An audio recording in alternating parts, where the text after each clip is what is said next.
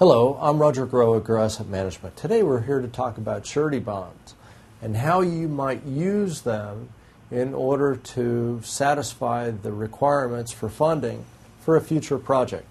For instance, if you are going to build a home and you are worried that the contractor may stop halfway through because of lack of payment, how can you guarantee to that contractor that no matter what, they'll be paid? Well, the insurance business has picked up on that need and will actually guarantee for you, on your behalf, payment to another party for anything you can think of. For funding construction is a good one. If you are trying to appeal a judgment that has been filed against you, where the court has ordered you to pay money, but yet you want to appeal it, you don't want to sell your house yet in order to fund that judgment, you may get a bond, a surety bond, to make that happen. You can get a fuel tax bond where, let's say you're a gas station, you're collecting fuel taxes at 18 cents a gallon on behalf of the state.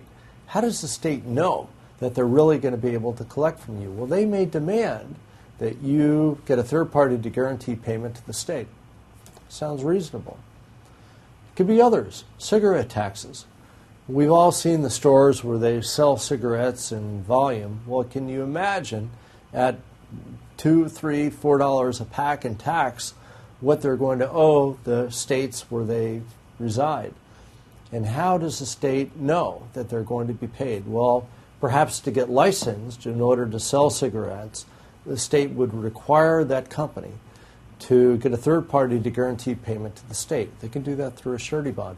Almost any payment arrangement can be insured. It's very interesting. But all of them have one thing in common. It's where a payment is going to be due at some point in the future, and you or someone else is guaranteeing payment for you.